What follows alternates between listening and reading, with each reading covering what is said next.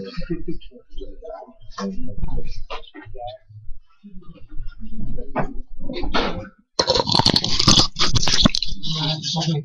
за микрофона.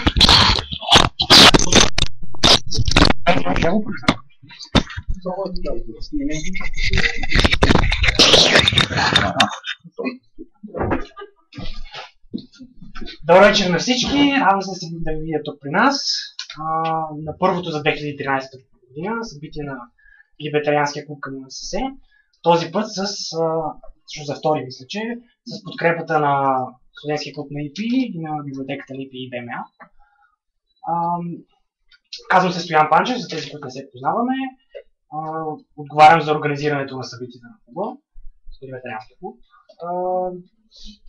В общи дни да кажа какво се занимаваме.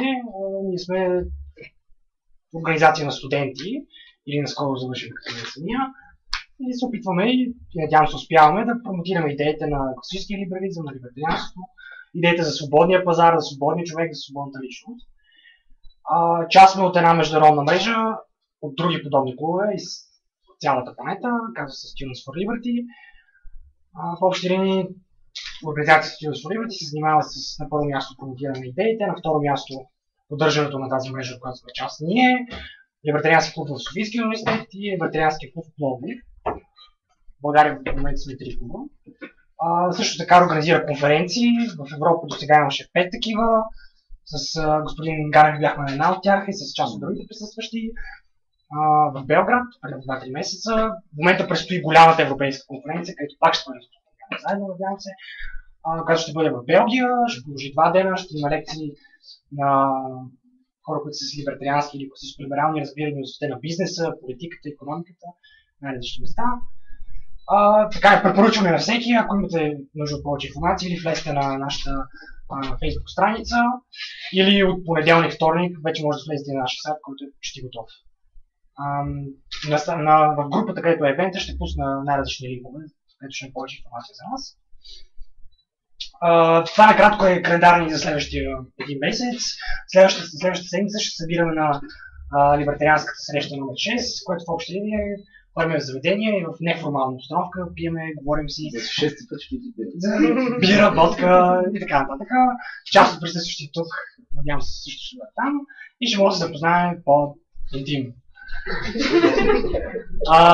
След това на 30 януари, заедно с Институт Атлас, с Калин Манолов, организираме една лекция на професор Валери Димитров, която ще се проведе в Сметната палата, на покрива на Сметната палата.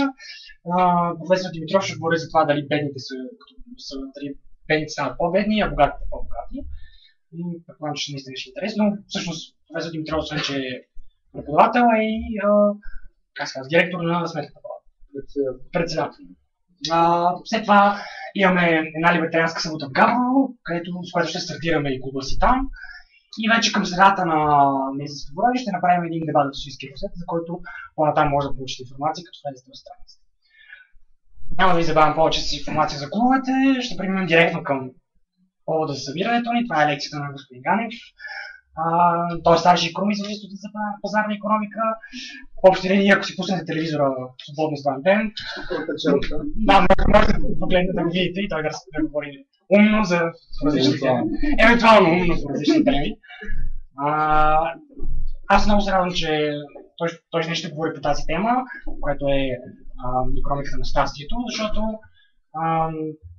Петър се занимава с неща като организацията на пиратските общества, която има една много хубава статия в Вестник Капитал, икономика на щастието и такива малко страни от мейнстрим икономиката или от това, което хората по принцип смятат, че е икономика. И затова се радвам, че днес той ще говори с за тази тема и след това ще дискутираме. Без да вземем повече време, нека да го поздравим за това и да посрещаме.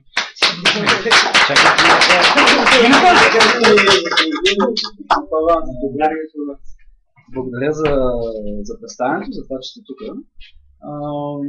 Ако най-общо аз се представя, може би не съм класически икономист, който работи с някакви модели и числа и така нататък, и наистина малко по-философски гледам на нещата, което е много австрийско на практика. повечето австрийци или философи, или прависти, в крайна сметка занимавали с икономика. Така че погледът тук също има доста философски поглед и доста така удачно виждам, че камерата е подпяна с двата трактата на Джон Лок, така че ние ще си говорим за това. То държи и камерата, така че участва дейно. Да, спаси. За какво си говорим в икономика на щастието? Значи за тази тема представихме в Банско, имахме летен семинар с АИС Europe, които организират всяка година семинари. Половината година в България, когато има местен партньор, последните 2 години имаше. Чуждестранен семинар, където има гости, половината в България, половината в чужбина, и там тази тема аз представих и дебатирахме. Получи се интересно, решихме да я направим и на български, и само за българска публика. И разбира се, аз в някаква степен съм развил, т.е. не съм правил просто презентацията. Първите слайдове, които са философски и така нататък, са изцяло нови. Тогава беше малко по-съкретен вариант. Но 3 погледа към щастието ще представя. На първо място е това, което може би е много спрямо това, което имаше в Банско. Това е етиката или моралната философия. Това пак е едно също, 2 термина за едно също. Тук съм го представил дали гледаме резултатът от действието или действието само по себе си.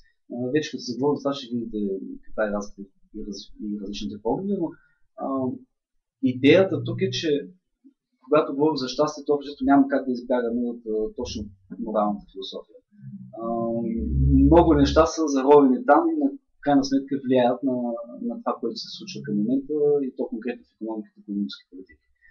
След това ще разгледаме това, което ако напишете Economics of Happiness, ще излезе на първо място в Wikipedia и така нататък. Това е модерният научен подход към щастието. Той го дефинира по някакъв начин, измерва го, иконометрично го обработва, формулира някакви изводи, директно дава така препоръки за политики. Тоест, това е класическото икономика на щастието като термин. И на последно място ще разгледаме австрийския или философски поглед или подход, който е по-близък със сигурност до този на моралната философия, но който аз също мисля, че е съвременен и може би и по-подходящ. Като говорим за морална философия, най-просто нали, тук веднага, ако пишем Happiness и Ethics, излиза Джереми Бентън, който казва Greatest good for the greatest number. Тоест, целта на всяко едно действие на хората или на колективно, на отделно човек или на всички е да има най-много щастие за най-голям брой хора. Това е класическото нещо, което пак ще намерите на първо място в Wikipedia. В детайлите на това нещо ще влезем по-нататък, но сега искам да започна с една история, която идеята е да ви провокира да мисли и после ще събере от вас и мненията за тази история. Тоест, друго нещо, което е важно да се знае за етиката, е, че тя се занимава с това, което ние вече знаем. Тоест, тя не казва кое е морално и кое не е морално, а обяснява защо според нас нещо е морално или неморално. Друг начин се каже, прави познатото непознато.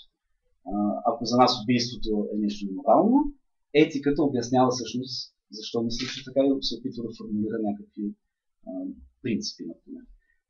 Каква е историята? Известна като The Queen vs. Dudley Stevens, т.е. кралицата срещу Dudley Stevens. Щатите би било народът срещу Dudley Stevens, в България мисля, че така. Става дума за случай от 1884 година, когато едно малко корабче на име Минионет трябва да тръгне от Саутхемптън и да посоката Австралия, т.е. ужасното му пътуване.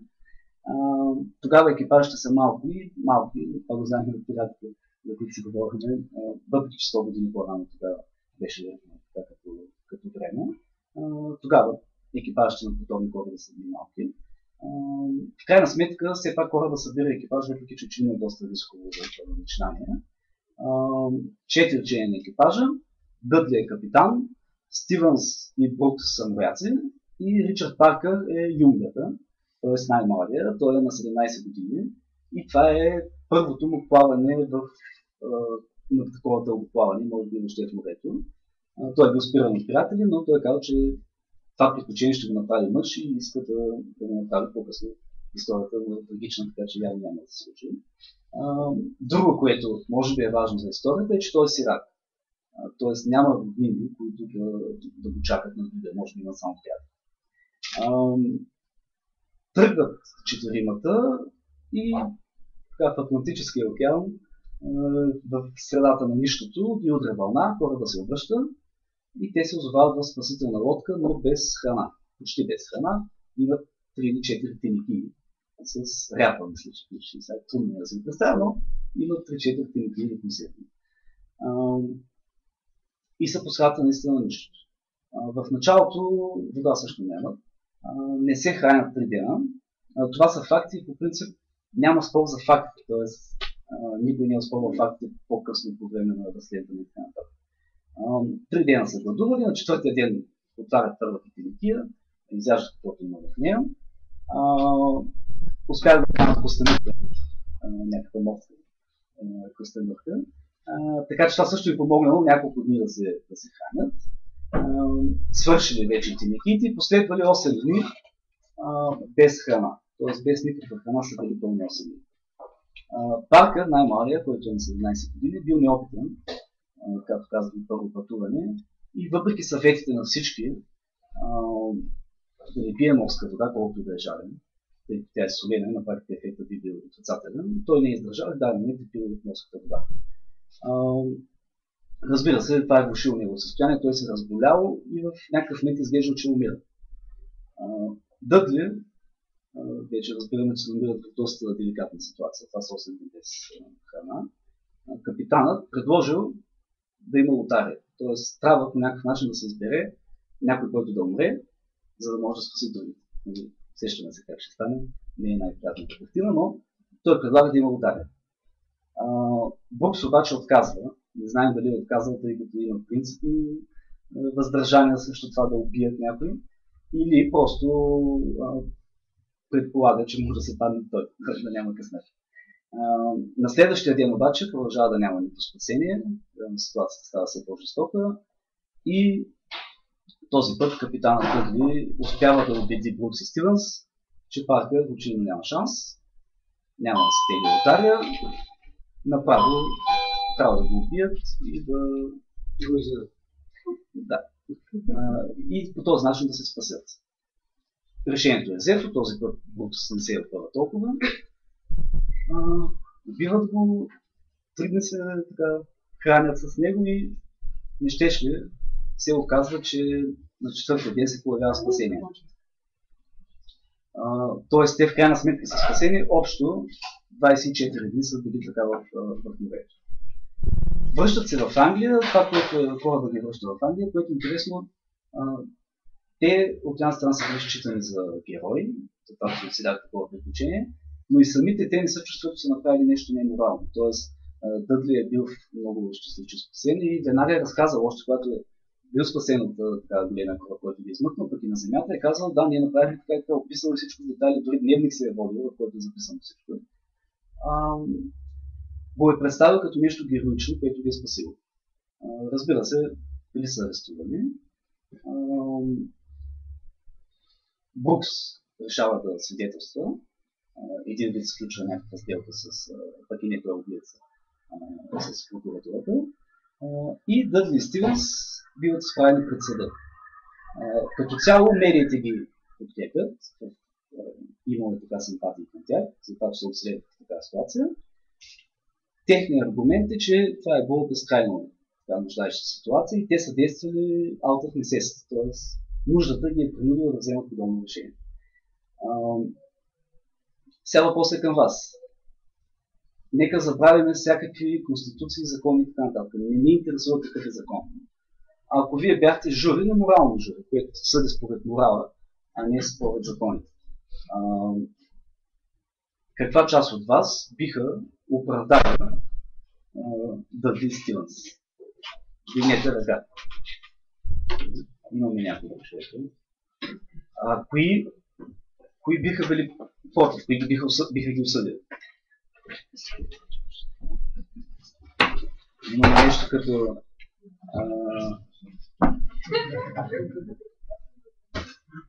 Добре, нека тогава чуем от някой, който би ги оправдал. Защо би ги оправдал? Някой доброволец, който вдигне ръка. Момчето вече е било пило вода. Било е близко до момента, в който той наистина ще умре. И когато са минали тези 8 дни вече и те са нямали достатъчно храна, значи 8 дни без храна, аз даже не знам как са стигнали до тогава, когато нямате вода. Когато той пие от солената вода, това е един вид и смъртна присъда за него. Той щял да умре, ако не сте го убили те, може би в продължение на няколко часа или 10 след това, след самото убийство. Затова по същия този начин of necessity бих, ако естествено няма някакви закони, нали? Вие казахте, че в тази ситуация действаме без конституция, без закони, да? Поради тази причина бих ги оправдал. Неговите права, т.е. изчезват, заради това, че той може би така или иначе няма да се. Ами, първо, той са му казали да го направи това нещо. И второ, той вече умира.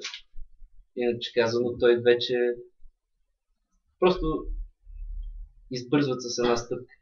Може би биха били би било по-добре да изчакат. Добре, нека това нещо противното мнение.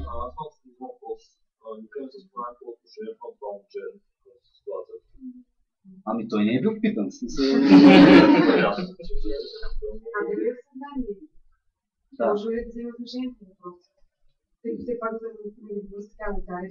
Тоест, според теб е решаващо дали той по някакъв начин е участвал в вземането на това решение. Да, тъй като лукарите в него, който се вече разбере в Италия, той е знаел вече. Това е водещото. Тоест водещото е не... Нали, ако гледаме Джейми Бентън, той казва така: Greatest good for the greatest number. Тоест, трима са спасени заради един. Чистия утилитаризъм, за който ще говорим после, казва, че това е добър резултат. Вместо да мърчи трима, умрял само един, трима са спасени. Това, което казвате вие, е, че е важна процедурата, по която се е стигнала до този резултат. Т.е. дали той е бил уведомен, дали се е съгласил и дали някой е взел решението на него място. Да, например, някой човек в него ситуация да казва: да, ще се жертвам заради вас. Аз това не ще вече покажу, ще ви дам за чувствам добре. Ще се жертвам. Тоест, ключовия момент тук е съгласието.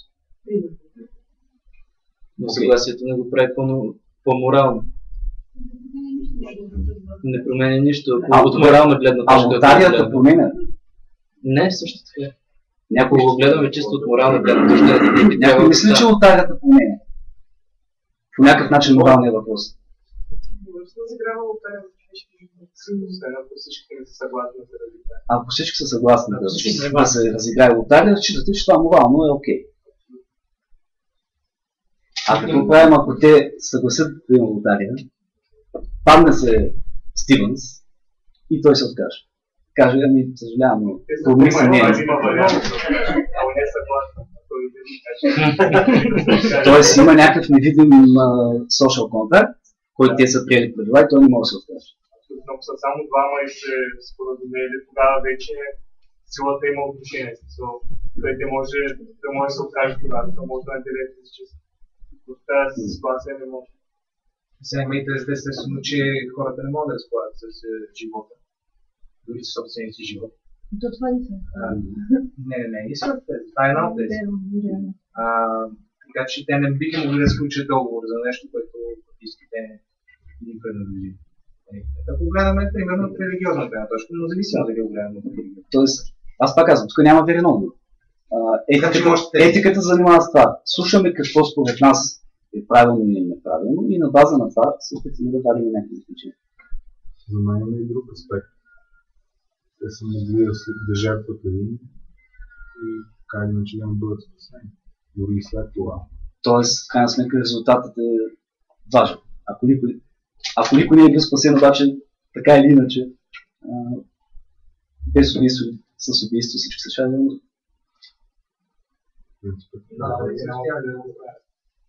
Но никой не знае какво ще стане. Добре, да приключим към момента, но... Тоест, важни са обстоятелствата, това също е аргумент. Така е, да, това е целта. Да.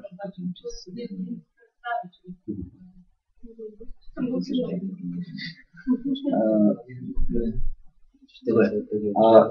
Целта на упражнението каква беше? Ако изходим от чистата гледна точка на Бентън,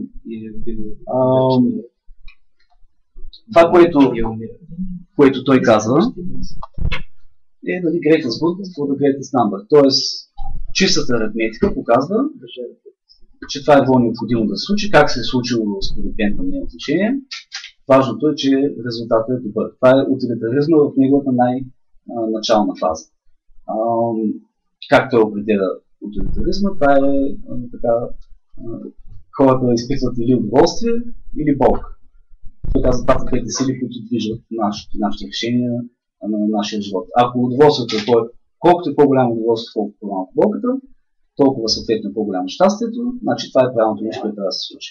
В чиста си форма, утилитаризма казва, че това е окей, че един е бил убит, а трима са били спасени. Подложихме го на тест, тъй като кажеш greatest good for the greatest number, хората са съгласни, това че е окей. Когато обаче изпаднем в тази ситуация и се запитаме кое е морално, кое не е, виждаме, че има някои проблеми. Тоест да, може би някой казва, това е окей. Те са може би утилитаристи. Но има други, които казват друго. Има явно други неща, които оказват влияние. Не просто крайния резултат. Едно е обстоятелство. Друго е дали има съгласие. Трето е дали дали е тегли на лотария. Т.е. дали процедурата е честна. Било то съгласие или лотария, това и двата варианта атакува насилието. Тоест, ако ти се съгласиш, значи няма насилие срещу тебе. Ако е лотария, на практика пак е някаква честна процедура и пак няма насилие. Тоест, проблема на утилитаризма е какво правим, ако той се случва с насилие. Другия пример е Колизеум в Рим. Всички се радват, това е едно забавление, долу умират хора. Но какво правим, ако има огромен Колизеум, умира само един, а се радва 100 000. Нали, тяхното удоволствие е много високо. Един изпитва болка, но чистия утилитаризъм казва, че това е окей. Нали, това е една от причините, въпреки така да има доста сериозна критика против утилитаризма в чистата му форма на Джереми Бентън. Той, между другото, е бил до последно утилитарист, вярвал в това, което е писал, и когато е станало ясно, че ще почине, е казал от каква полза може да бъде един мъртъв човек на обществото. Казва, едната полза може би отново утилитарна мисля. Е да си предоставя тялото за някакви изследвания, но великите философи може би има друга полза, само така се определил. И това е да бъде изложен някъде, за да инспирира, да вдъхновява бъдещето философия. И това се е случило в University of London. Джереми Бентън е изложен, при главата му има някои проблеми, да е по-същен, не се е включил както така. Но той остава там и остава верен не само в живота, но и в смъртта си на това вярване. Greatest good for the greatest number. Тоест важен само резултата, както се до него няма значение. Между другото, когато се събира борда на университета в Лондон, с една количка го водят и Джереми Бентън, и той се пише като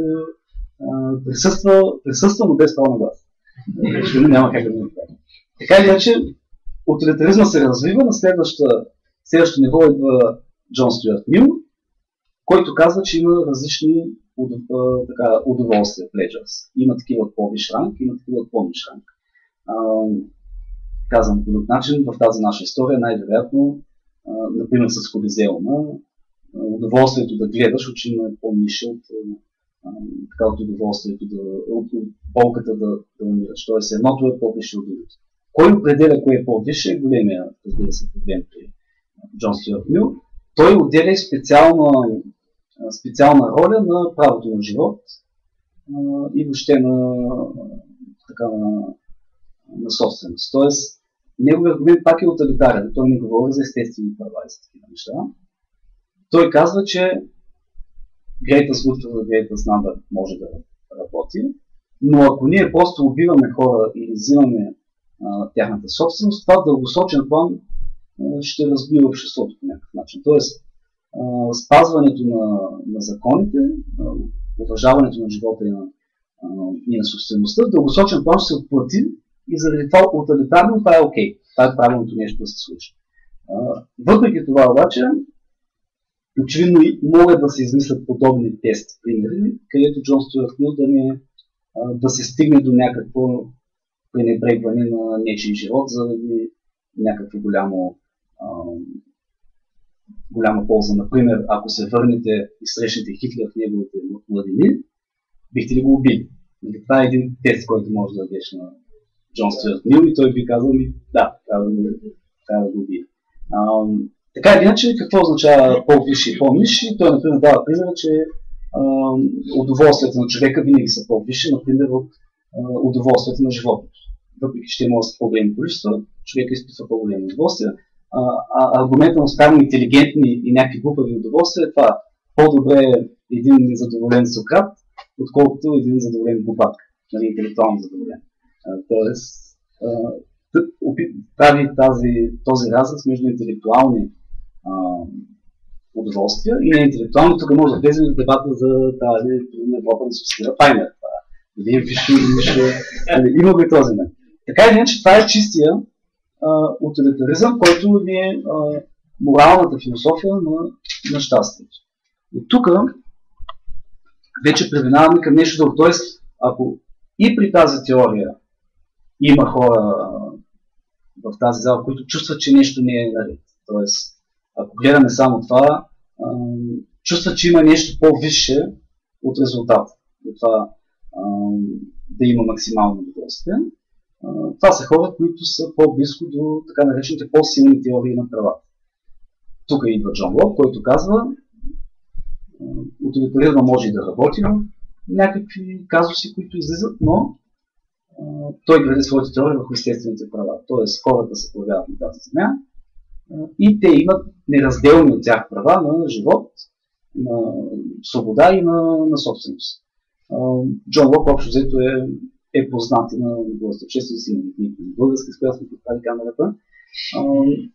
Той би казал така, при каквито и да обстоятелства, убийството си е убийство в случая с Парк.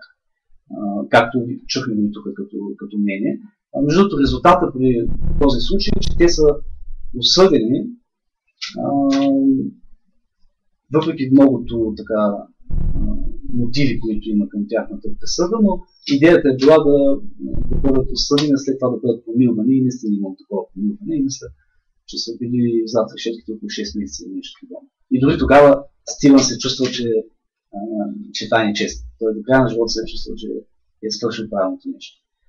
Така или иначе, по-силна теория за правата едната на Джон Лок, който казва щастие или нещастие, имаш права, никой не може да ти ги пипа.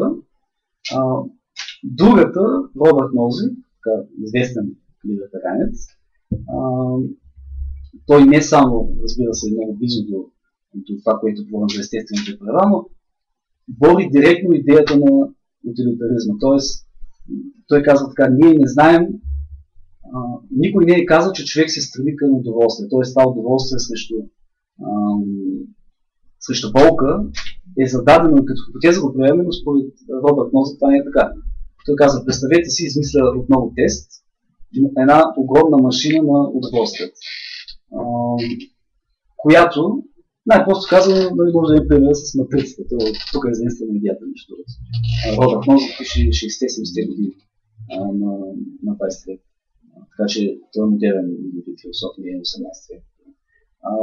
Той казва така, ако се представим, че има една машина, която има безкрайната способност да ти дава някакво удоволствие, но измества реалността. Т.е. ти можеш да избереш, или хората могат да изберат, да не живеят в реалността, а да живеят в някакъв свят, където някаква машина им дава безкрайно удоволствие. Но такова, че те да не разбират дори, че това е нереален свят. Така го описва Нози, това е точно матрицата, тя идеята е там. Неговата философия е така, ако има такъв избор, хората в крайна сметка, според него, няма да изберат машината. Поради различни причини, нали, трябва да самаразим цялата му книга, която има тук. Той казва, хората все пак биха избрали реалния живот, предизвикателствата и всичко останало, което означава, че те не се стремят към безкрайно удоволствие, а има и нещо друго, което не разбираме, което може да е различно за отделните хора, но има и нещо друго освен удоволствието, което ни кара да правим някакви неща. На следващото място е Джон Роуз, който общо взето с Нозик са противници философски, макар и често изводите да са сходни. Той казва друго, тъй като тук идва този въпрос. Всички тези казват, че утилитаризма не работи и има някакви права, които са преди утилитаризма, т.е. някакви външни на този начин на мислене, да максимизиране на щастието. Въпросът откъде идват тези права? Джон Лок казва, идват от Господ от небето. С тях сме родени.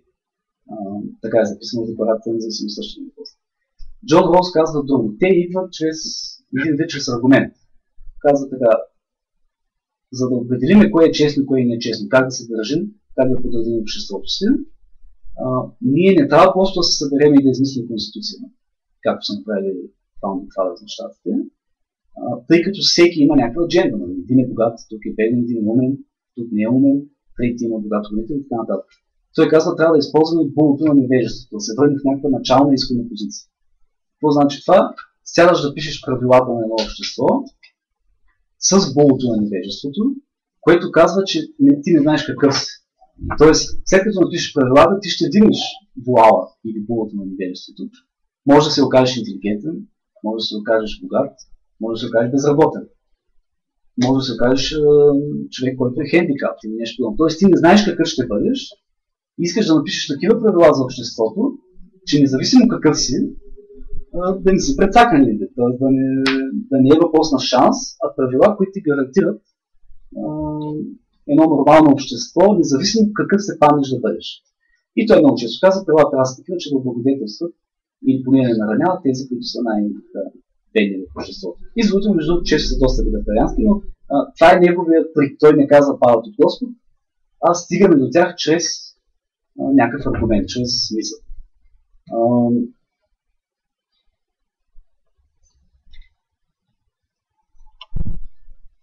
Всичко стигаме общо взето до либертарианството, което е много близо до Джон Лок, което е много близо до Нозик, което казва, ако приемеме, че хората имат някакви права, дошли дали от Господ, дали по някакъв друга процедура, мисловна, чисто аргументално стигнали сме там,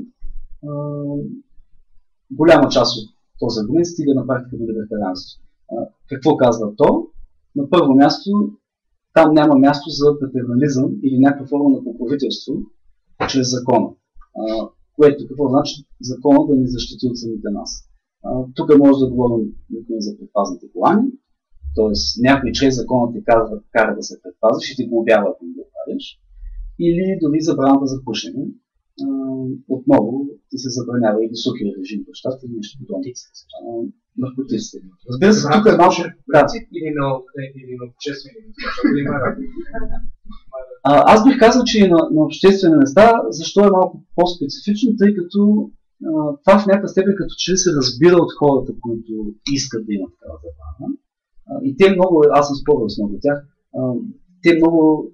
те бягат от това, че са патерналисти, т.е. че искат да те накарат да имаш някакво поведение, някакво морално поведение. Те казват, ние не го правим заради това, го правим, тъй като ти нарушаваш правата на другите, като ги пушваш и така нататък. Second hand smoking, някакви такива ефекти. Това по-скоро ми се струва, че може би е и трик, т.е. на тях фокусът им остава в някаква степен патернализъм, да накарат другите да не пушат, защото не ги празни. Но така иначе ще бягат от този аргумент. Аргументът им е в някаква степен съвместим с Джон Лок. Вие си свободен да правите каквото искате, обаче когато пушите ни пречите, пушете си от вас. Така че да, този въпрос е спорен, особено в българското измерение. Другото е да се налага доброта чрез закона, което налага някакво морално поведение. Примера в България също е текущ. Това е, например, да разпишеш някакви нормативни правила за това как трябва да се гледа едно дете. Какво значи това? Събират се в общи случаи, например, и майки, казват, според нас е правилно да се гледа дете така и така, закона пише да го... Нашия случай се събират или хора без деца? Ами да, дали с деца или без деца няма значение. Те казват, според нас е най-правилно да го питаш какви са му желанията, да му се караш в такава степен, пък не в такава степен. Тоест имат някаква гледна точка, като всеки човек, но според тях те през закона могат да наложат този морал. Либертарианците биха казали, това е Това нарушава основните права, за които говорихме, според тях, общо взето става дума за естествени права. Тоест, окей да имаш мнение, окей да даваш съвет, окей да промениш нечие друго мнение, да му кажеш това си гледаш така и така. Може би окей да забраниш да го утре и така нататък. Но това дали трябва да го изслушва или не трябва да го изслушва е въпрос на възпитание, на дебати, на традиции, ако искаш, но не на насилствено прилагане чрез закон. Така че това казва либертарианството. Едно е да имаш мнение, другото е да налагаш доброта, морал, покровителство през закона, т.е. на сила. И третия елемент на либертарианството в най-чистия му вид би бил, че не могат да се налагат данъци, да се разпръсва богатство, взимащото си не даваш на други. Но тук вече доста хора биха били някаква хлъзгава плоскост, тъй като в крайна сметка живеем в обществото, където навсякъде има някаква форма на данъци. Това беше, нали, моралната философия. Тоест, тук да свършваме с първата тема, която обаче залага на практика целият дебат. Няма как да оттам тръгва въобще идеята как да максимизираме щастието, да го максимизираме или да не максимизираме, каква трябва да е структурата на едно общество, какви правила да има и така нататък. Стигаме към модерните, вече чисто икономически теории за щастието. Виждаме тук Бен Бернанке, какъв е федералният за президент? Черни, председател на федералния за щатите. Общо взето имаме както голяма промяна от морална философия към такъв тип икономикс, някаква степен може би интелектуално голямо движение, стигайки от такива философи до Бернанке. Но така или иначе, това е най-влиятелният глас в света на икономиката. Когато си шеф на най-голямата централна банка, този глас е най-влиятелен заради поста, не заради интелект. Това не го дебатирам. Така или иначе, дори Бернанке има, ето тук съм извадил едно изказване от 2010 за икономика на щастието, оказва се, че 2012 е правил още едно изказване отново за какво мерим, как мерим. Какво казва той? Проучването на щастието може да бъде полезно, т.е. опита да бъде измерено и да се види каква е целта на икономическата политика, и може да има и приложение в политиката. Той директно го казва. Това може да бъде полезно, може да бъде прилагано. Разбира се, той няма този тип леви или такива крайно зелени разбиране. Казва, да, политиката за икономически растеж и заетост си остава фокусът. Това според мен е правилно. Но съвсем не бива да оставяме на страна други цели. Тоест, икономическата политика трябва да преследва според него не само растеж, а и нещо друго, което е съвместимо с щастието или с well-being, благосъстоянието, добруването на хората. Другото му изказване, което от 2012 е точно такава тема. Какво мерим в икономиката и как философията трябва да влезе по някакъв начин в измерването на икономическия успех. Тоест, дори някой, който не е аутлоу някакъв в света на икономиката, взема централно място, мисли да разсъждава по тази тема. Какво най-общо казва икономиката на щастието? Първият икономист, който го дефинира, това е Истралин, през 1974 година. Отново пейпърът следва тази цел. Какво мерим в икономиката и дали не трябва да мерим нещо друго. Това, което той доказва, не доказва, това е резултат от някаква емпирична работа, емпирично търсена, постигнат някакъв резултат, е, че когато мерим щастието в рамките на едно общество, тези, които са по-богати, изглежда все пак са по-щастливи. Тоест, ако изменим България, хората, които са средна класа или по-висока класа, богати, най-вероятно ще излезе да са по-щастливи от тези, които са бедни, безработни и така нататък. Другото обаче, което той нарича парадокс, и оттам тръгва парадокс на Истралин, е, че ако сравним щастието между различни страни, например между България и Щатите, различни по богатство страни, но вече не вътре самото общество между обществата, то няма връзка между щастието и богатството. Един вид това, че щатите станат по-богати, не ги прави по-щастливи като общество, не в рамките на самото общество, от други по-бедни общества. Разбира се, той поставя условието, че това, що се отнася до страни с покрити основни нужди. Тоест, ако си крайно бедна страна, където намираш доклад и така нататък, там очевидно няма как да бъдеш щастлив и резултатите са по-ниски. Това е много сходно с Джефри Сакс, с неговата теория за развитието, че всеки трябва да се развива сам, но до първата стълбица на стълбата, ако не си там, трябва да помогне да идеш на първата стълба, за да почнеш да се развиваш. Той вече каза, трябва да имаш някаква инфраструктура, образование и така нататък. Друг начин, по който може да се каже парадокса на Истърлин, то е известен по различен начин, е, че парите или богатството водят до щастие до даден момент на развитие. След това вече връзката не е толкова пряка. Той не прави някакви препоръки за политика. Той просто прави този извод. Но така всеки, който следи, знае какъв е изводът, какво е следствието от подобно наблюдение. И следствието е втория параграф, който съм го дал от Уикипедия. Нарочно съм го взел от Уикипедия, т.е. какво е усещането на хората за това, което разпространеното усещане за това, което Истърлин е показал. А то какво е, че положението за правителствена политика на икономиката на щастието и на това, което Истърлин е намерил, веднъж като се постигнат основните нужди, вече хората не гледуват, трябва да забравим за брутния вътрешен продукт, той не носи повече щастие и да започнем да мислим как да увеличаваме щастието, т.е. брутното национално щастие. Дори не се говори за лично, а за национално като цяло. Нали, виждаме много ясна скоп от едно наблюдение, едно измерване на щастието към дадена политика. Голям въпрос обаче е как мерим щастието. Всеки иконометричен модел много често се забравя изходната точка. Т.е. казва си има модел, той казва това, какво правим? Както в България, например, има Сибила, която като ти вкараш много данни, ти казва европейските средства са спомогнали за 1% от вътрешен продукт и оттам нататък всички коментират как европейските средства са спомогнали за този 1% и се търсят изводи. Но дали Сибила е вярна, как го изчислява, това е по-сложен въпрос. А при щастието е съвсем сложен въпрос. Не знам къде го чух този разговор, кой го разказа, но общо взето един татък попита детето си, обичаш ли ме? То каза да. Колко ме обича? 7. Какво значи? Това не е ясно. Но детето е казал, че го обича 7. Ами, да. Въпросът е, че точно така се мири щастието. Нямаме някакви диоди, които да слагаме на хората и там да изричаме какво е чувството и удовлетвореността на живота. Това са послици, пращаш до хората по света, различни нации и те ти отговарят много често скалата от 1 до 10, кажи колко си щастлив, те казват 7, милото един колко беше щастлив, 6 и се казва, ето щастието нарасна с 15%. Това са много.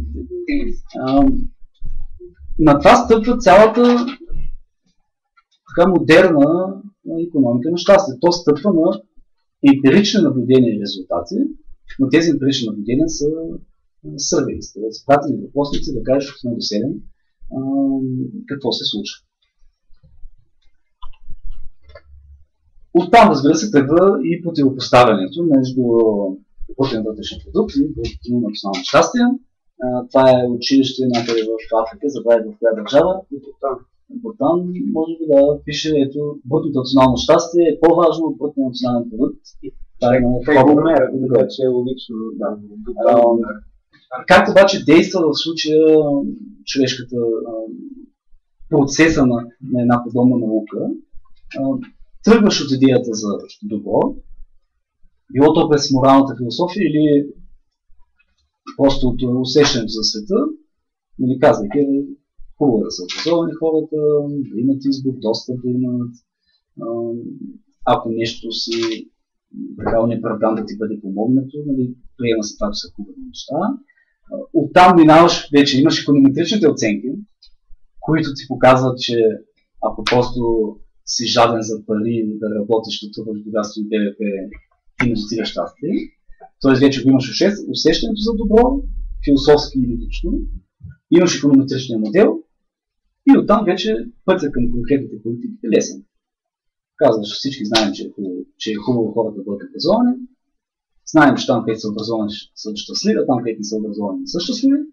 Съответно, трябва да направим така, че образование да бъде по целия свят. И това вече изхожда към някакви политики, така дори на национално ниво. Тоест пътя е много кратък от такива емпирични наблюдения към политиките. Ето, аз съм взел някои вестници от последните години. Guardian пише, забравете брутен вътрешен продукт. Ще мериме щастието е важно. Имаме на United Nations специален проект за щастието. Саркози е голям приятел на икономиката на щастието. Искаше да я мери както по там, да я мери така във Франция.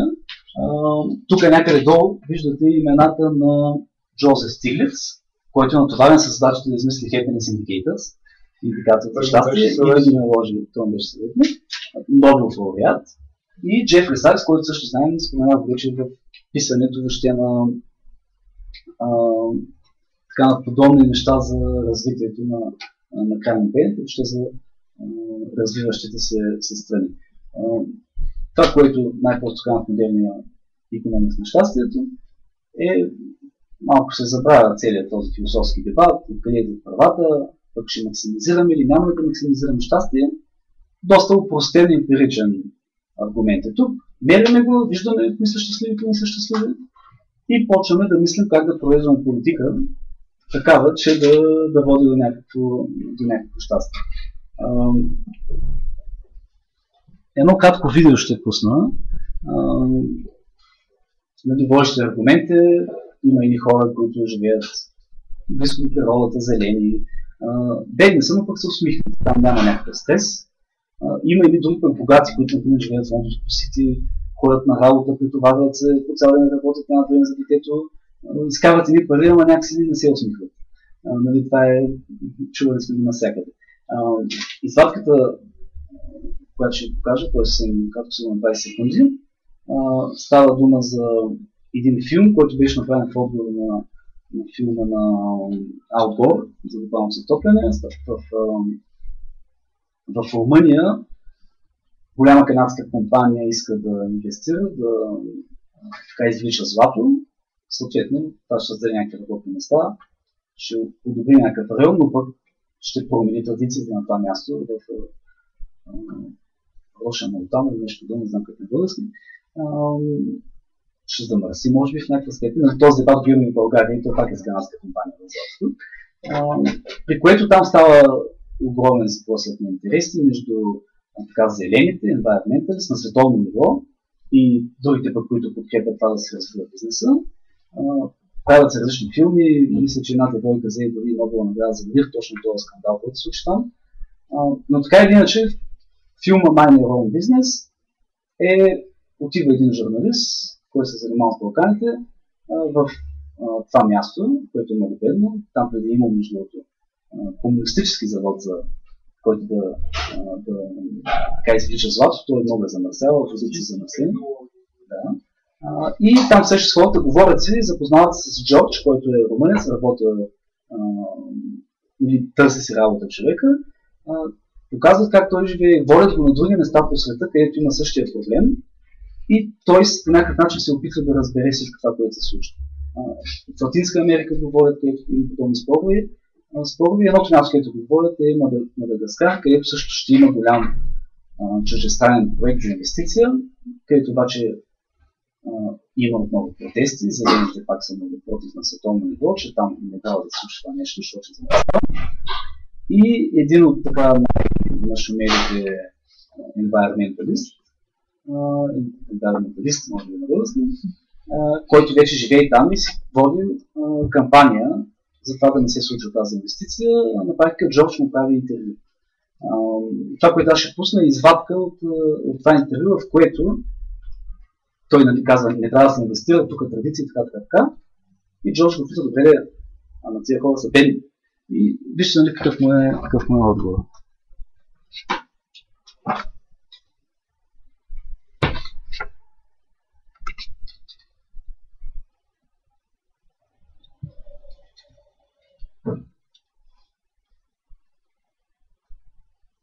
but people who want the phone are very poor.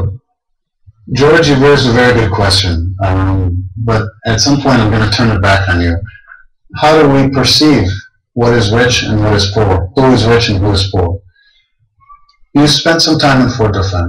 People are economically disadvantaged. People have no jobs. But if I could put you with a family and you count how many times in the day that family smiles, if you could measure stress, and then I bring you back to Romania and I put you with a family well off, or New York, or London, and you count how many times people smile and measure stress, and you look at how those people interact, then you tell me who is rich and who is poor. Общо взето точно нали, това усещане, за което ви казах, е погледа, когато някой дори отвънка казва, ето, хората, които просто търсят богатството, те работят, потоварват се, стрес, не е това щастието. Щастието е нещо друго, да живеем спокойно,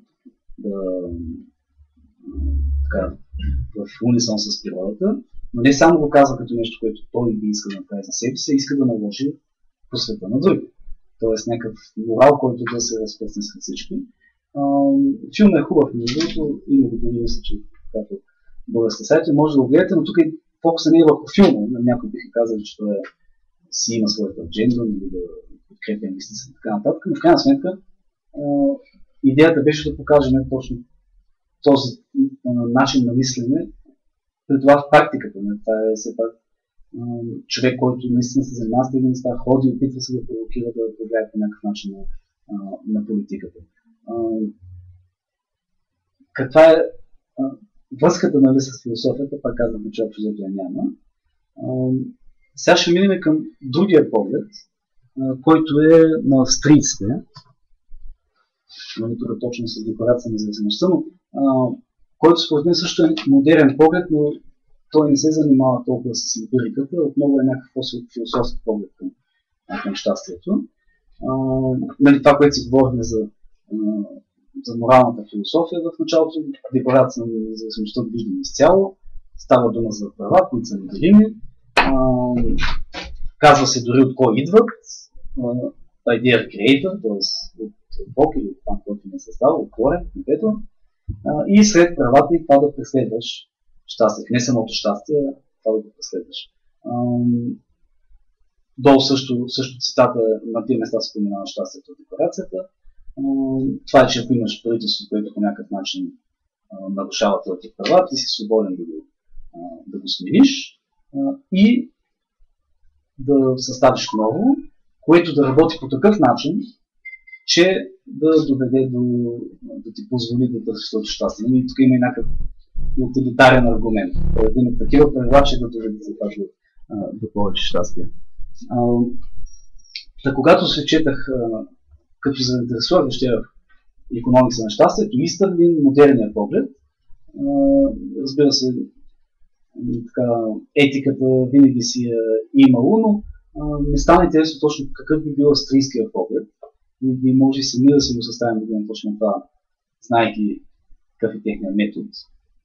Но се оказа, че няма нужда сами да го съставяме, може да отворим тази голяма книга човешкото действие, която преди не знае на български. Това ще повече от вас са виждали, но има и на български, така че може да четете. На английски също има да е достъпна онлайн. И там не щеш ли, ако отвориш, се оказа, че още на трета или на пета страница е главата за щастие. Тоест, интуитивната мисъл, че австрийския икономист най-вероятно би почнал точно с щастие, тъй като в крайна сметка заради това хората правят някакви неща, се оказа много точно, тъй като го има още на пета страница. Оттам почва гледат. Мизес не говори просто за теория на богатството или на максимизирането на БВП, ако това е някакъв много простен вариант на икономикса, а въобще теория за човешкото действие, нещо, което той нарича прексология. Той казва, имаме обща теория, въобще теорията на избора, на предпочитанията, тя достига отвъд икономическите проблеми. Тя не е някаква теория за икономическата страна от нашия живот. Тя е и за нашите начинания, но само икономически, а въобще към живота, към стремежа ни, към въобще блага и подобряване на състоянието. Той казва, че това е наука за всяко едно човешко действие, като всички ценности подлежат на избор. Какво значи това? Няма проблем в икономиката, това е сферата на икономиката, ти да кажеш, няма да работя, ще живея в гората. Това е. Всички ценности подлежат на избор. Тоест, може да имаш ценност богатство, трябва да работи, трябва да се взема, може ценността ти да ще живее в гората с природата. Това не те изхвърля. Виждам, че Ники е съгласен, да се говорихме за второ за ден, там за това става дума. Но това не те изхвърля от сферата на икономиката. Икономиката изучава човешкото действие, независимо какво и къде ни води то. Какво казва Миза за щастието? В голяма степен австрийските аргументи са аргументи за знанието. Той казва, никой не е в позиция, няма и знанието, няма кой да даде тази сила, да каже какво би направило друг човек по-щастлив. И той казва, това не е въпрос на идеология. Няма никаква връзка с това, с някакво противопоставяне егоизъм, алтруизъм, материализъм, идеализъм, идеализъм, колективизъм, атеизъм, религия. Това е без значение. Тук не коментираме ти какво искаш да постигнеш, каква е идеология и така нататък. Просто казвам, че няма кой да ти даде правото или пък знанието ти да кажеш какво би направило другите хора щастливи. Какво според него кара човека да бъде действащия човек? Това не е Homo economicus. Homo economicus се предполага, че точно този тесен икономически смисъл, че той търси печалба или нещо подобно. Сферата на някаква такава чиста икономика. Действащия човек просто иска да подобри своето състояние. Той изпитва някакво неудобство. Ако всичко му е окей, той може да бъде въздействие, ти винаги изпитваш някакво неудобство.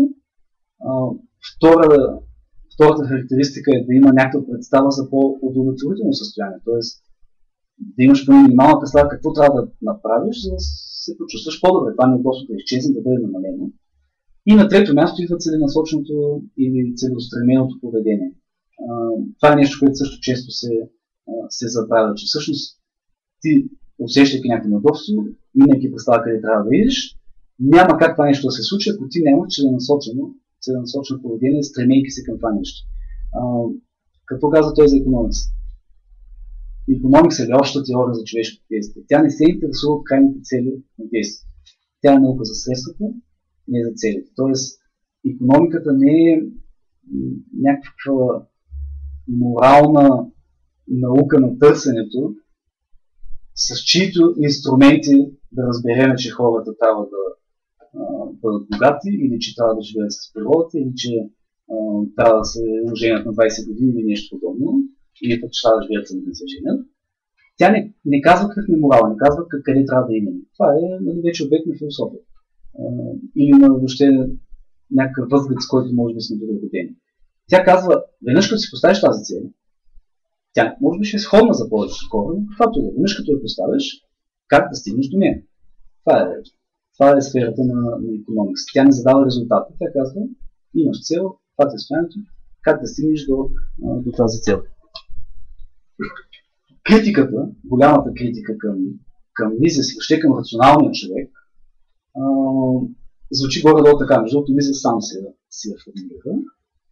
Тя казва, действието не се определя от разума, а се поражда дълбините на вродени сили, импулси, инстинкти и предразположения, които не подлежат на рационално осветляване. Тоест, ние не можем да съзнателно да определим това, което искаме, в много случаи, може би всички, някои, и поради това няма как да бъдем рационални. Това е най-голямата критика на продължението на любовта. Тя не е нищо рационално. Някак си нещо из дълбините от нас, ние трябва да се любим, съответно ние сме рационални и въобще трябва да забравим за рационалния човек и нещо друго да сложим на негово място. Отговорът на Мизес обаче е много ясен. Той казва, че икономиката, рационализмът, психологията, те не се занимават с началните източници или крайните цели на действието, както вече казваме, а с средствата, които прилагаме да постигнем тези цели. и отговора. Колкото и непроницаеми да са дълбините, от които се поражда даден импулс или инстинкт, средствата, които човек ще избере, за да го постигне, за да го удовлетвори, вече се нуждаят от някаква рационална оценка, което малко или много е някаква оценка на това какъв е цената, какъв е разхода на това, което ще направя и какъв е насрещната възможност за успех. Тоест, пак ако имам примера с любовта, нас не интересува, че сме се влюбили от дълбините някъде из нас, а че веднъж като го направиш, ти осъзнаваш, че трябва да направиш нещо, за да достигнеш до другия човек. Тук вече има го влиза и дори идеята за грешката. Грешката също е окей за рационалния човек. Най-просто казано, тъй като сега в момента е сесия, ако вие утре имате много тежък изпит и рационално погледнато би трябвало да за изпита да сте с вас, а не да сте тук на тази лекция. Фактът, че сте тук на тази лекция не означава, че вие сте нерационални.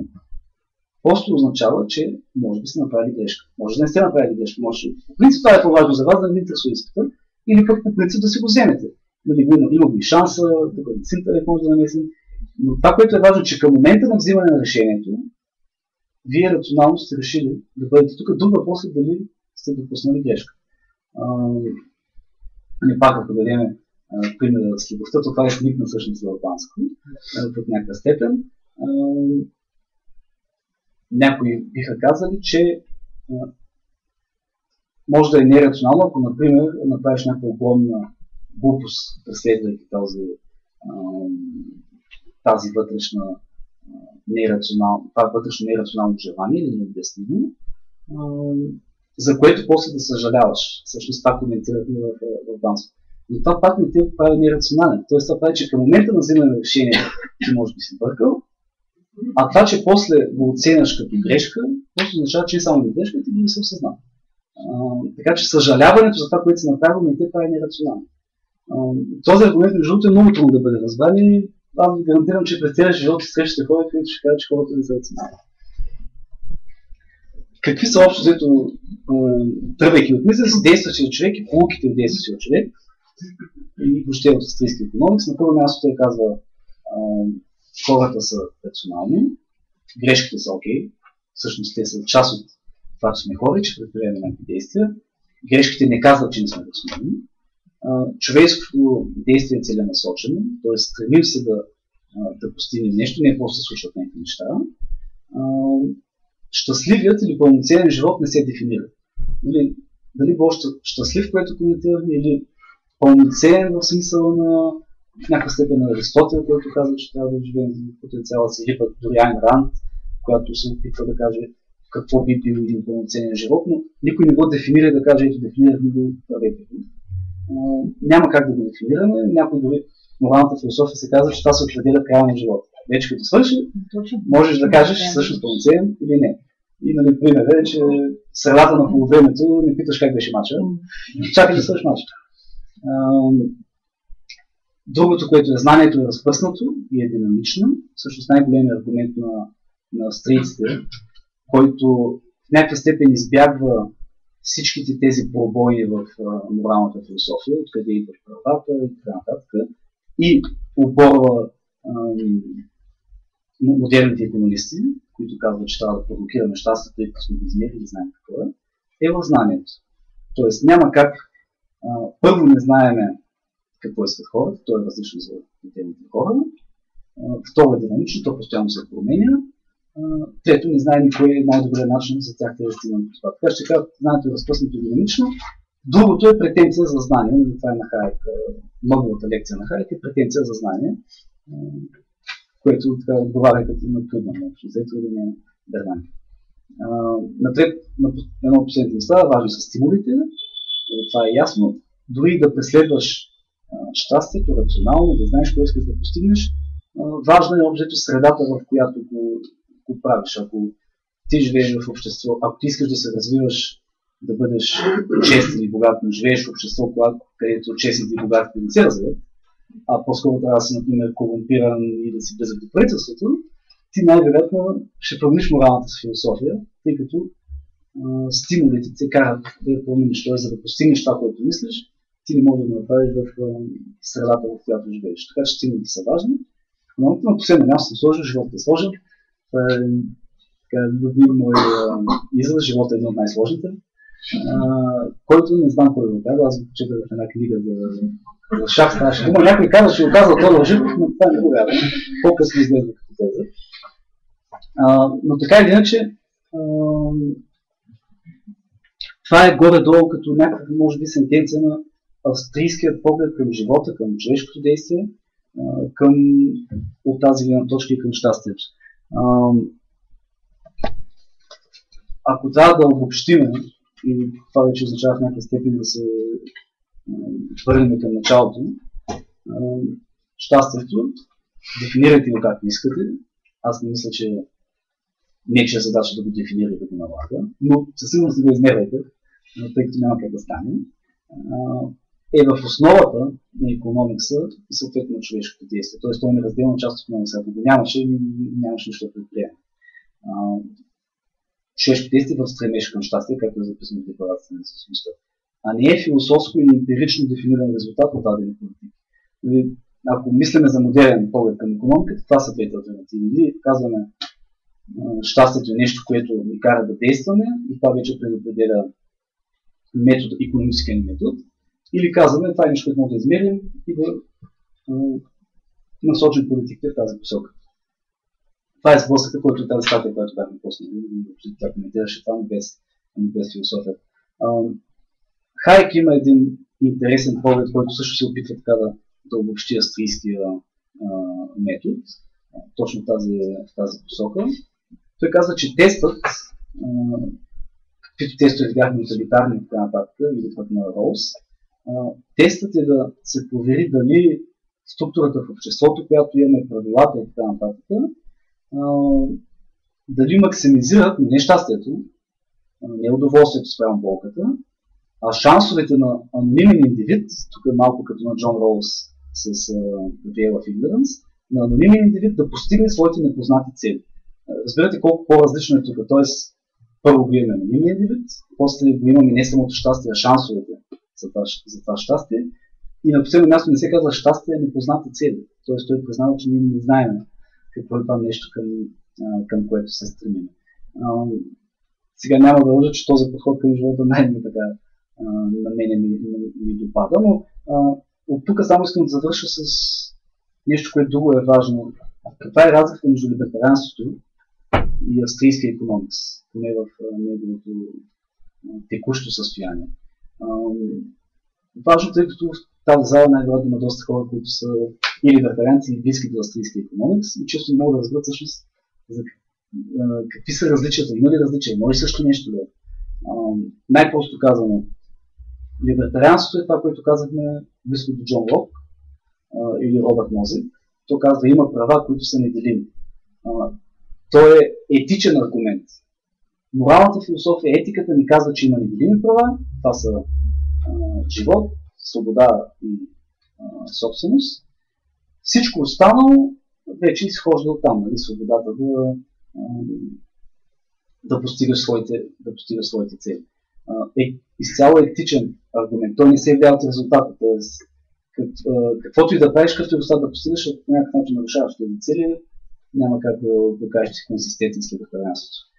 Австрийския икономикс, от своя страна, в някаква степен, особено съвременния, е утилитарен. Тоест, те казват, ние забравяме за етичния аргумент, не влизаме в него, не знаем има ли не, приемаме, че не знаем откъде могат да дойдат тия права и не са такива, с които се радваме, но най-добрите резултати биха били постигнати, ако не ги зачитаме. Тоест, това е чисто тоталитарен аргумент. Не, че имаш права паднали отгоре, а че ако ти зачитат свободата, собствеността и живота, най-вероятно дългосрочен план ще има щастие най-голяма доза и за всички, което пак може да е непознато. Къде резултира това противоборство? Например, ако изхождаш от либертарианството, твой аргумент винаги би бил, например, за данъците, човек би казал, не трябва да се налага данъците, тъй като това от него ти неща и кажа. Австрийски аргумент винаги в някаква степен и математически, какъвто беше този за на Питър Висън за пиратите. Тоест пиратите са направили така обществото си, да не се убиват и да имат някаква конституция, не защото са вярвали в естествените права, а тъй като то дава най-добрия резултат. Тоест, в един случай е резултат, в другия случай, зависимо от резултата, мнението е такова. Реално погледнато, разделението в момента е либертарианците най-концентрирано са в Алабама, нали, там където е Мизис институт, Ротбард, един от учениците на Мизис. Мизис, между другото, трудно застава в една от двете посоки, той е някъде по средата, но например Ротбард е на практика либертарианец, той винаги изхожда от етични аргументи. Казва, това е грешно, защото е грешно. От другата страна са тези, които са Джордж Мейсън университет в Йорк, чистите икономисти, нали, Израел Кирзнер там, Питър Бьотке, Пит Лисън. Бетки казва, че е австриец. На практика голяма част от тези хора са хем либертарианци, хем австрийци. Въпросът е, че метода, който използват, когато защитават дадена позиция, при Ротбард е етичния, казва, аз имам право, той е неотменно, не може да ми се месиш. А при Кързнер и неговите ученици, които са петки и нататък, е австрийския или в някаква степен, може да се каже, авторитарен. Тоест най-добрият резултат се получава, когато има свобода, а не просто защото сме се родили в някаква степен свобода. И между другото има огромно прекалено между двете линии, което в някакъв момент е хубаво да се дебатира и тук, за да разберем на практика защо го има, пък и ние да можем да си изберем някаква позиция. Много често двете позиции се критикуват, просто хората са и така и така. Както би бил последен пример. Да, например, забраната за пушене. Либертарианците биха казали, не може да забранява с пушенето, тъй като това е свободата хората да пушат. Етичен аргумент, не може да кажа какво е. Австрийците биха казали, не го забранява, тъй като икономическия ефект би бил негативен. Не само икономически, но че въобще ефекта за хората, това, че има забрана. Това е в общи линии от мене. Ами добре, значи сега... Сега може да правим една дискусия, като полагаме желание. Въпросите може да ги... Аз ще казвам кой да зададе въпроса, ще модерирам в някаква степен. И така, кой има въпрос като начало? Или мнение, или не изказване, дай се заповядайте. По-силно, ако виждаш.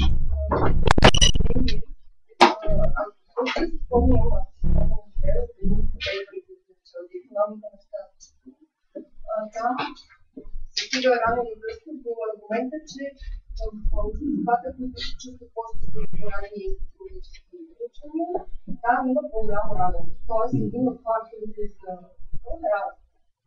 Тоест, тъй като икономиката статистика е нещо много модерно и те почват да го гледат, няма да се капана на това, дайте всички страни да станат много специалисти.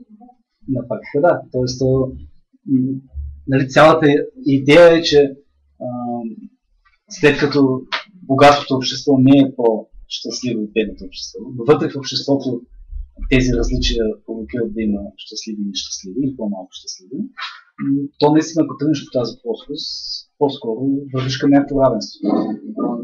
И то пък казвам равенство, което в случая може да бъде постигнато с закон, с политика, наложена някаква държавна политика. Това е цялата идея на икономиката на щастието в общия случай води на там. Затова аз го казах в Википедия, защото това казва. Това разбират хората. Няма значение Истърлин дали го мисля или да мисля. Така че това го има като опасност, но според мен по-важното е, че то е много далече от това, което говорихме за етиката и въобще за моралната философия. Тоест, тези неща имат своето значение.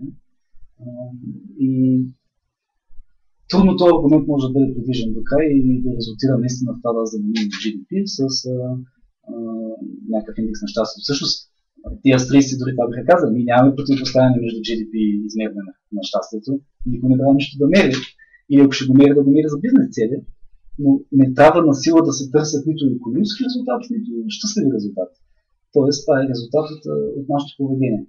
Така че, това... Да. защото В индекса на Стиглиц, например, единия индикатор е точно завистта. Стрес, ясно, завист. Ако има повече завист, значи сте по-нещастни и трябва да мислим политика, която с друга по-щата и по-богата ще има работни места, но дайте намали завистта. Нали, това трудно ми се че може до практика да се продължи. Аз някои неща ще кажа и ще се включи това последното, което вие коментирате. Ами си иска преди това малко да някакви други неща да въведа. До някъде това, което каза Петър, до някъде и няколко други теми да адресирам, които задочно върват заедно с дебата за щастието. Значи първо, брутното национално щастие и брутния вътрешен или брутното национално щастие, нека не го разглеждаме в вакуум, а в съпоставка с брутния вътрешен продукт. И аз не знам защо се наслага това убеждение, че брутното национално щастие трябва да измести и да замени брутния вътрешен продукт, а не да го допълва. И да бъде, как да кажа, един допълващ измерител за напредък и дори обществения напредък. Дори това, което, ако говорим за индекса на Штиглиц, който го... Нали, той изобщо не е единствения, който се занимава с това. И нека кажем, че националните статистически институти на Европейския съюз в момента в преговори и тази следващата година ще приключат тези преговори за обединение около общ индекс за измерване на прогреса в Европейския съюз. В 2010 година имало заседание в София на работните групи на съответните статистически институти. Там се включва както БВП-то, така и субективното усещане или щастието, така и екологичния отпечатък. Аз ме ми си иска, понеже именно така разбиране, че щастието е нещо много така флъфи, нали, неопределено, не е ясно, който щастието така не му импонира като дума, нека го замени с subjective well-being, или това как вие възприемате, как вие субективно се чувствате от ситуацията, в която сте вие. И това е концепта за щастието си изяснява повече, т.е. това е нещо силно лично, което всеки един човек преценява по някакъв индивидуален начин.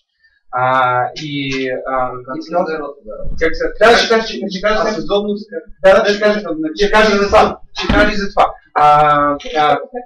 Но е важно като говорим защо изобщо се поражда дебата за необходимостта от брутното национално щастие, това е да именно от това, от ограниченията на БВП като измерител. Значи аз искам просто, вие вероятно някой от вас са го чували, но все пак ще го прочета един кратък отказ от Кенеди, това, което той каза за БВП.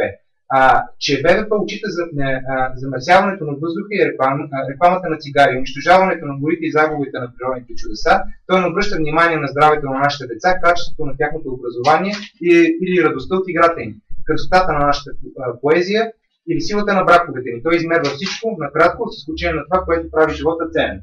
И тук може да се добави военни разходи и така нататък. В смисъл такъв, не винаги има ситуации, в които брутният вътрешен продукт не допринася непременно за нашето субективно усещане за живота, който ние живеем. Това е да ви прекъсна секунда. Вие казвате, аз съм съгласен с това, че е измерено неща. И защо смятате, че въвеждането на още един много флоут, много проблемен индекс може да подобри ситуацията? След това ще въведем трети индекс, който решава проблемите на първите два и там те ще имат проблеми, значи изобщо защо са новия индекс всъщност не решава проблемите на БВП. Не, той не въвежда нови проблеми, той се опитва да реши проблеми, които индекса на БВП всъщност не решава. За което всички сме съгласни. Добре, но като знаем, че има някакви проблеми, които не могат да бъдат решени с политики директно, които се отнасят към брутния вътрешен продукт, няма ли да е по-добре да се създаде един нов индекс, както примерно The Economist създадоха индекса на щастие, техният индекс почива на някакви критерии, които не са толкова добре оценени, примерно, но някакъв индекс да се създаде, както примерно този, който е на Стиглиц, който да се помисли повече върху него, да се включат повече критерии, за които повече хора да са съгласни и да може вече да се провеждат политики спрямо него, без да се забравят естествено политиките за брутния вътрешен продукт. Ама това път не индекс, той е някакво количествено измерение. Не, то дали е някакъв индекс, не, то говорим за някакво измерване. Въпросът е какво е поведението на хората и те какво искат.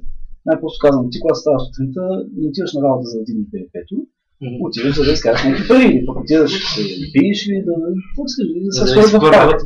Тоест, хората нямат проблем с това, какво се измерва. Те щастят това. Аз също нямам проблем с това някой нещо да мери. Ето ние имаме регионален профил, ще има всякаквото. Всеки мери нещо, няма проблем. Ако искаш да покажеш къде са образовани, къде са щастливи, окей, кой ти дава, кой не ти дава, ако е направено, ще се добре. Въпросът е, веднъж като го измериш, ти ще тънеш ли на сила? Няма как да имаш.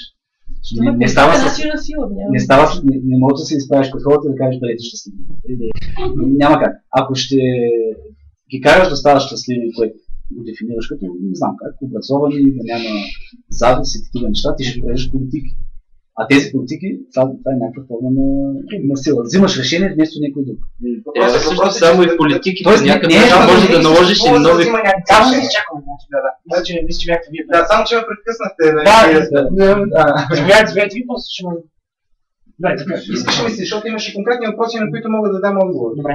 А именно за това как се измерва. И аз ще го прочета както е. Не мисля, че това беше проблема. Не виж, че проблема е измерването. Не, понеже жена ми ме е напуснала и аз съм по-нещастен с Каро миналата година, не може да... Ще забраним да се развеждат.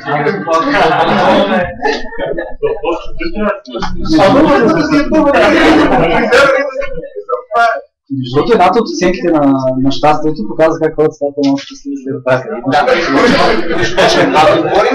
Ако говорим за избори, за отношението между избори и щастието, има случаи, в които е доказано, че повече избор не непременно води до повече щастие. Сега знам, че някои хора могат да реагират по-остро, но примерно изследване в болниците при лоши случаи здравословни на деца във Франция, където родителите не взимат решението за това едно дете дали да бъде оперирано или не, а го взимат лекарите. Ако детето умре след операцията, родителите нямат чувство на вина и съответно се чувстват по-добре, че не са взели това решение. И това е доказано. Смисъл такъв, не винаги, нали, знам, че... Чакай сега, тук е въпрос. Това е, че си прехвърлил вината на някой друг, не прави самото нещо по-качествено. Няма вина, друг взима избор. Има отговорност. Някой пое отговорността, ти си освободил тази отговорност и съответно, нали, погледнато, родителите се чувстват по-щастливи. Дай да освободим хората.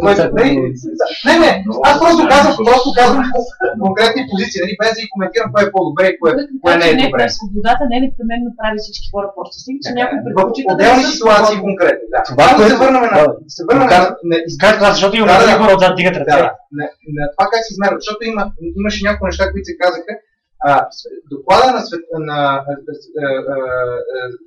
към ООН за щастието, World Happiness Report, Джефри Сакс казва следното, и аз не знам някой да казва, че това не е така. Че happiness can be objectively measured, assessed, correlated with observable brain functions and related to characteristics of an individual and the society. Тоест, с други думи, това, което се спомена по-рано, че аз по-често ми казвам, че съм щастлив 7 от 10, реално е свързано с наистина начина, по който аз се чувствам, измерено на биологично ниво. И това е... Той казва, може. Първо, има два проблема. Единият е, че то така или иначе още не се прави така, но дори да се прави, ти не можеш биологично да измерваш хората всекидневно всички. Не, но се казва, че измерването с въпросници дава резултати близки до тези, които биха дали измерването чрез биологични, примерно, или някакви други видове измерители, които на неврологично ниво... Да, но живота не свършва след измерването, т.е. ние измерваме взимаме избори да бъдем щастливи. Живота е постоянно някакви предизвикателства, трябва да вървиш силни електрони и постоянно така да е по-малко изпълнено. Ама за това е важно, за това има два измерители на щастието. Дали има affective, има evaluative well-being, нали? Което едното е как се чувствам в момента, а другото оценката за живота ми като цяло. Нали? И това са два съвсем различни измерители, които се различават в тяхното движение. Значи, нека се отдръпне малко на темата за измерване. Нали? Може да има различни начини за измерване, може някои да са по-добри от други, може някои да са по-ефективни. Въпросът е, че тук аргумента, който защитава Петър и аз защитавам също така, е, че както и да измерваме щастието, когато направим скока от това или да измерваме нещо добър или лош начин, да го прилагаме в някакви политики, това е момента, в който нещата стават проблематични.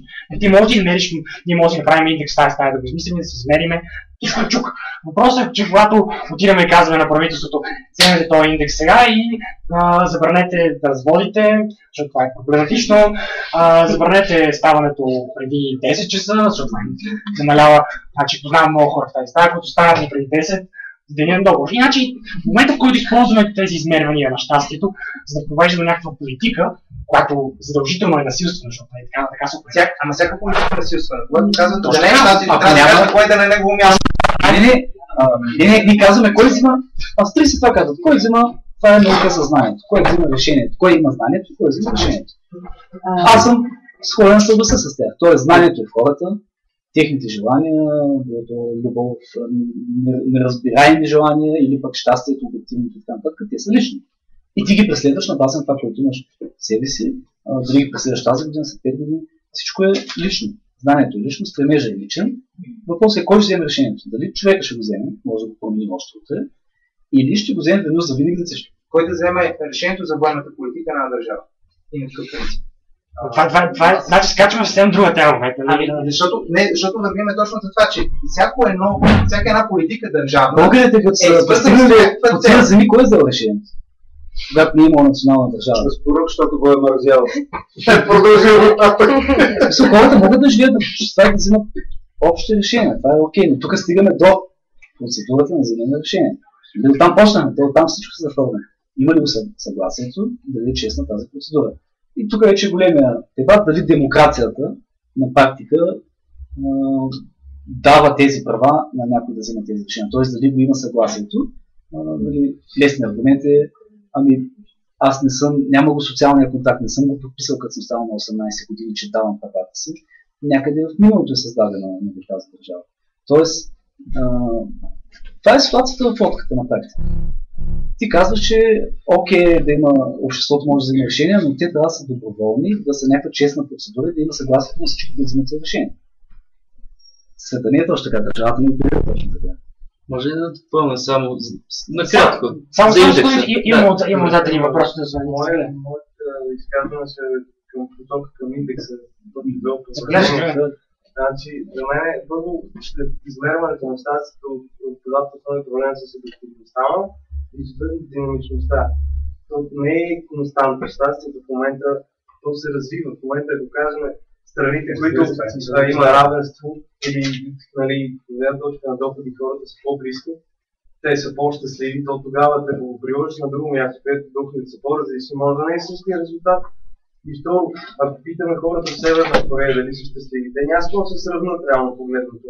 Те си казват, да, щастливи сме, ама в момента, в който открият примерно, че има телефон с тъчскрин, ще кажа, ама бихме били щастливи, ако имахме това. Там ще има наказание. Да, ако откриеш такива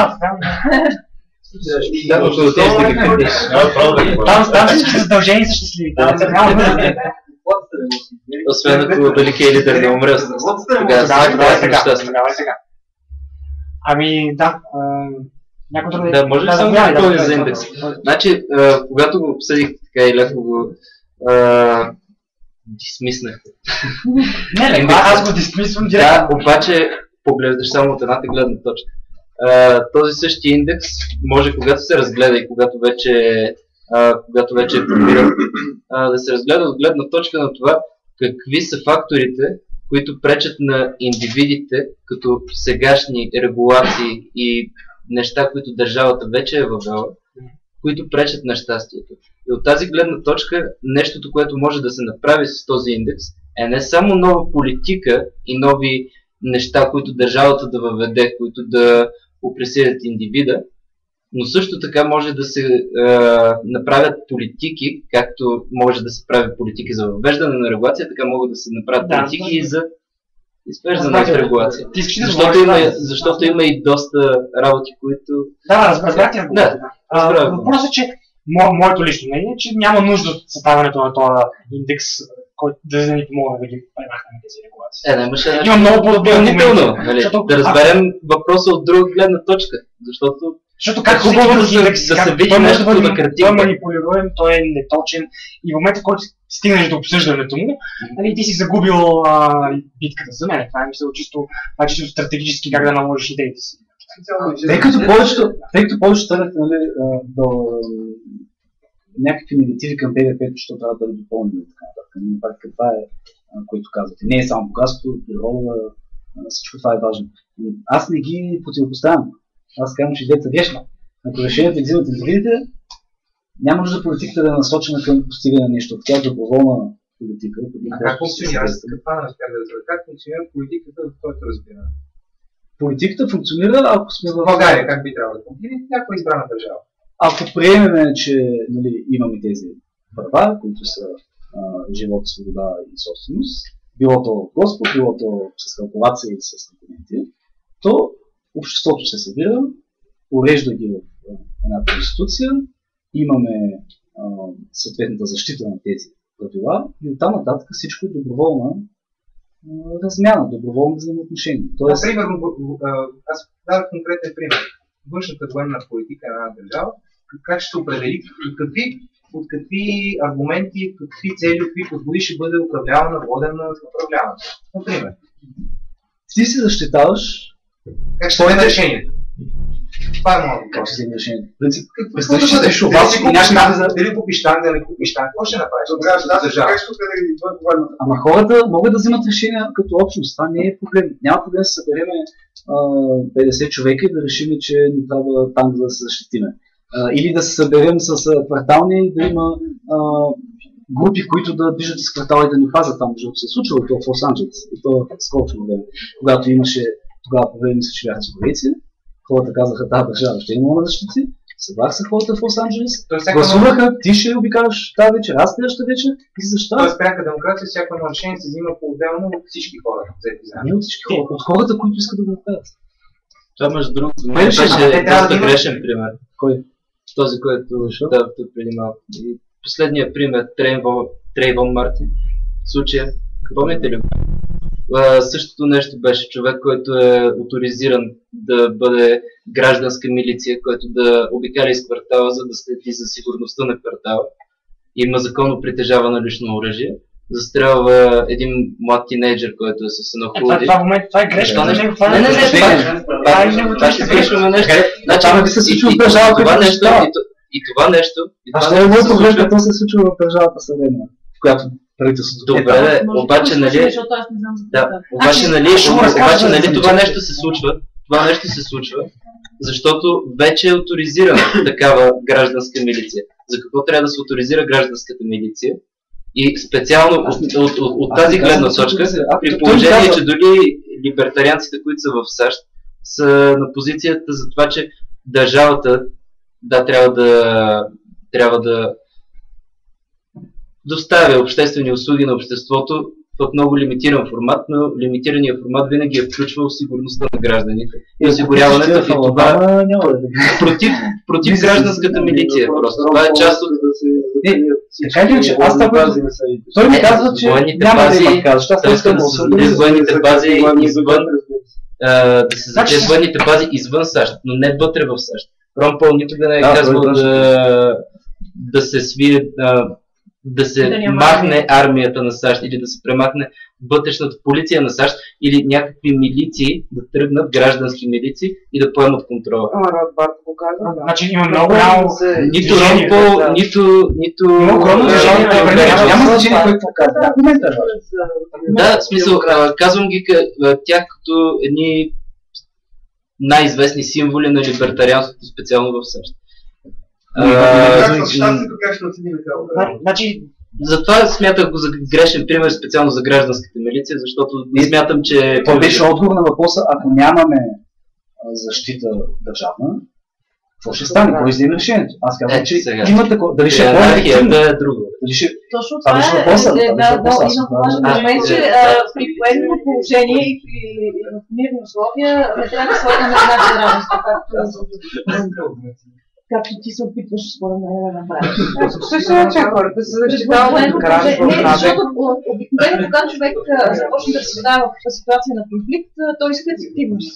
Ако искаш една система да е ефективна, колкото по-ефективно и по-бързо решение искаш да взимаш, ще търсиш други процедури за решение. Когато си в мирна ситуация, никой не ти е стъпил на върта ти, можеш да си разсъждаваш, да си дебатираш, да търсиш за всеки как да е удобно. Когато има военно положение, гражданските права отиват на кино. Собствената воля и такива неща. Значи, това са два различни подхода към въобще управлението, които според мен не бива да се... Ще дам примери с пиратите, където е анархия. Хората се вадят на кораба, няма правителство, няма никой, те дори са антидържава и антиправителство. Това, което те правят, имат пълна свобода и равенство, но помежду си разписват правила. Едното правило, ако ни нападнат, защитаваме се, еди кой си, води битката. Те пак са свободни. Да. Това не е политика. Нормалното решение, емпиричното и икономически обоснованото е да кажеш, ако някой нападне, трябва да се защити, някой трябва да вземе решението, това ще е този човек, избираме го, гласуване, избираме, той ни води в битка. Но това е решение на условията на осмотрение.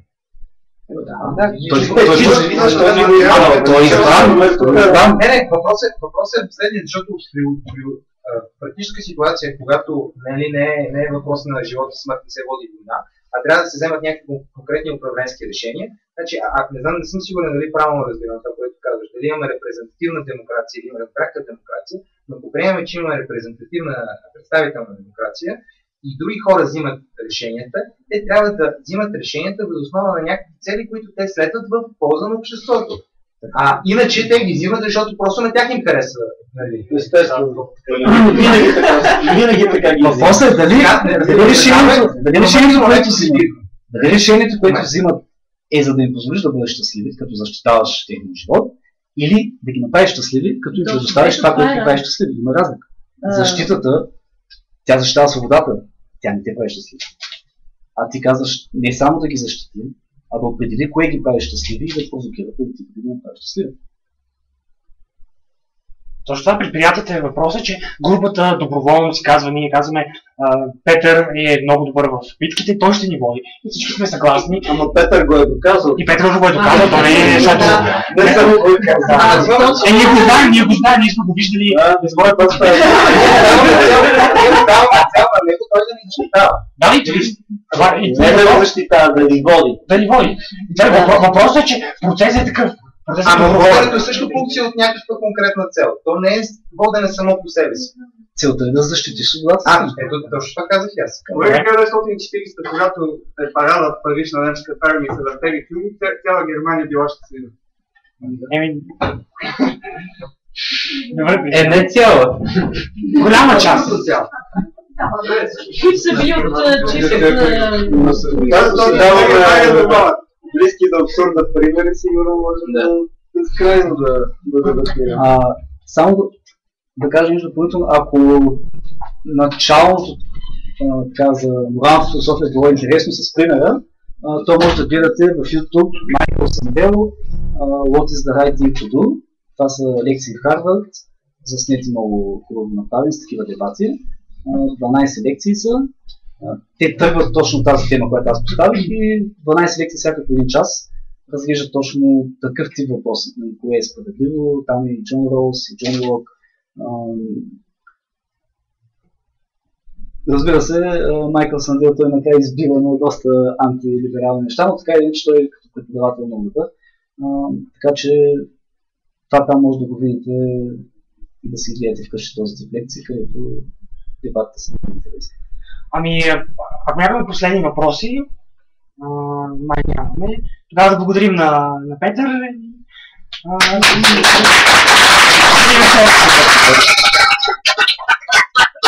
И заповядайте Сметната палата, там сме ходили 2-3 пъти и винаги е било интересно.